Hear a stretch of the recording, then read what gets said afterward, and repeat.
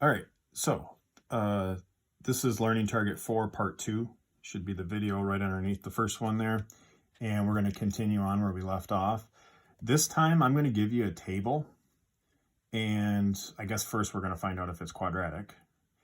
That'll be a good little review.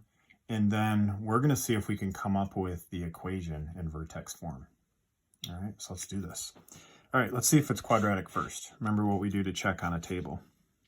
We check out, we can see this is not a common factor, right? This is being multiplied by a third, but then it's not being multiplied, so it's not exponential. It obviously isn't linear. So let's see, this is going down by 6, then this goes down by 2, then this goes up by 2, then it's going up by 6. All right, so then if we look at our second change here, from -6 to -2, it's going up 4. From -2 to +2, it's going up 4. And then from +2 to +6, it's going up 4. All right, so we can see it does have a constant second change. So this would be a quadratic function. Okay, so what would be the a value? If you remember from the first video here, a is always half of this change. So this a value would be 2 for this table. All right, so do you remember what two things do we need to know to write in vertex form? We need to know the a value, and we also need to know the vertex, right? So maybe you can pause the video. Where would the vertex be?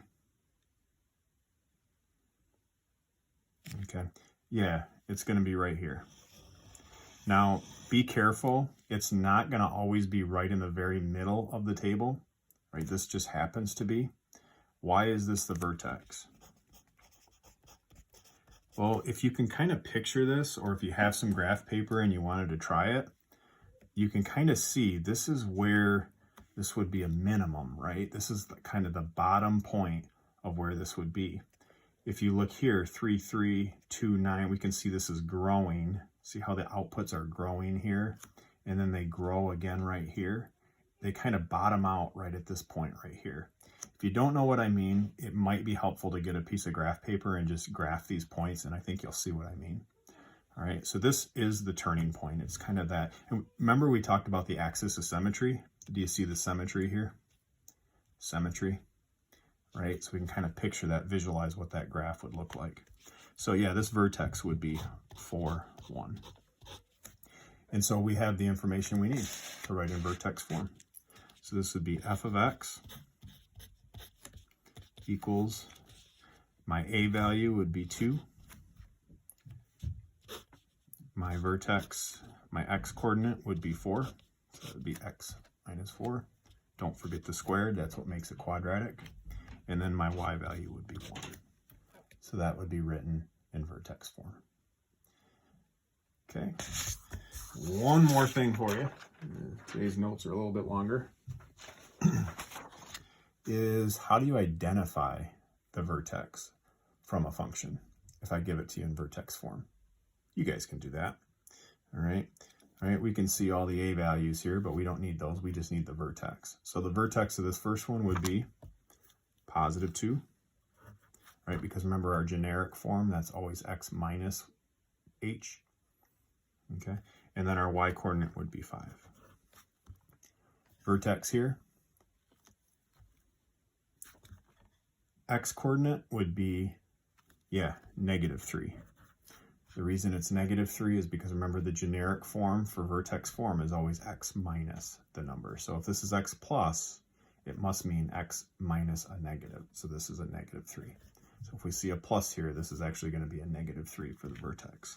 It's kind of like, remember absolute value functions, that same thing happened. Remember when we started shifting the absolute value functions around, and when we started doing things inside the absolute value symbols, it shifted it the opposite way. It seems to do that with our inputs, right? And the y's always seem to stay what we think they should stay. All right, and then this one, x plus 4, so this would be -4, +2, +3, -2.